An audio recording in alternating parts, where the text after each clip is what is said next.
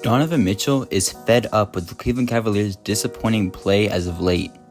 Mitchell ripped into his team following Sunday's 130-101 loss to the Denver Nuggets, saying, "The Cavs need to get their act together ahead of the playoffs. We can all point to stuff. It's April. We've got to figure it out. Gotta be better." The Cavs have dropped 5 of their last 7 games and now sit 3 games behind Milwaukee Bucks in the loss column for the number 2 seed in the Eastern Conference. It would take a notable collapse from Milwaukee for the Cavs to even eclipse the 2nd seed over the Bucks, allowing Denver to hit a jaw-dropping 64% of its three-pointers and 57% of its shots overall. Jokic led the way with 26 points, 18 rebounds, and 16 assists for the Nuggets, while Mitchell had an ugly 13-point performance.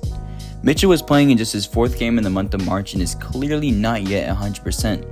He hasn't scored 20 in a game since February 27th, which is coincidentally his only 20-point game since the All-Star break.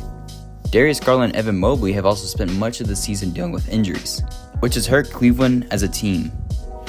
Given Milwaukee's underperformance relative to its talent, this season was an opportunity for the Cavs to put themselves in a position for a deep playoff run. However, their own issues as the playoffs approach could put them in danger of a first-round exit for the 2nd season straight. As the season continues to go in the wrong direction with the playoffs almost here, things have been so inconsistent that Cleveland went the entire month of March without winning consecutive games, with this loss in Denver serving as an unfortunate bookend. "We have to play better," Donovan Mitchell said post-game. "There is no excuse to it. It's that time of year. We have to play better. No way around it. That's all on us. Starts with me. We all have to play better. We've shown we can do it, and that's what is frustrating.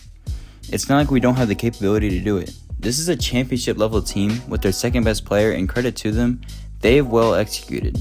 They have guys who won rings and been there, but we want to be that. A 29-point loss isn't it."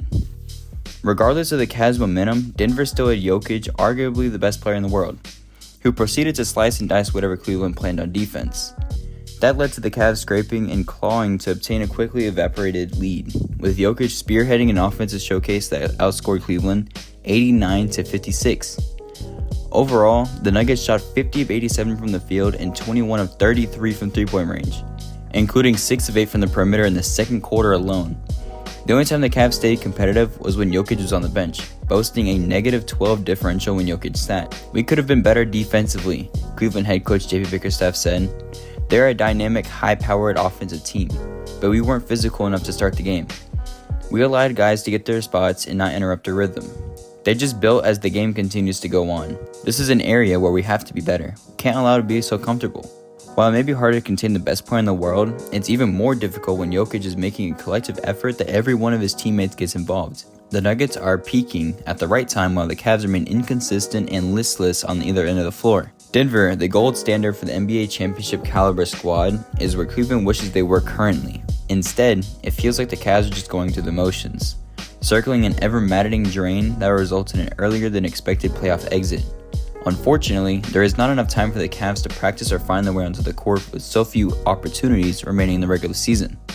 It has to be something Cleveland can somehow correct internally, embracing the message and standard. If they do, then the Cavs should be able to find some momentum heading into the playoffs.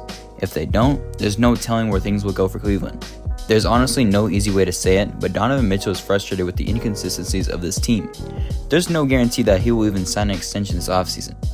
This is going to be one of the most important playoff runs in Cavs history. I fully believe it's going to decide whether we keep him or not.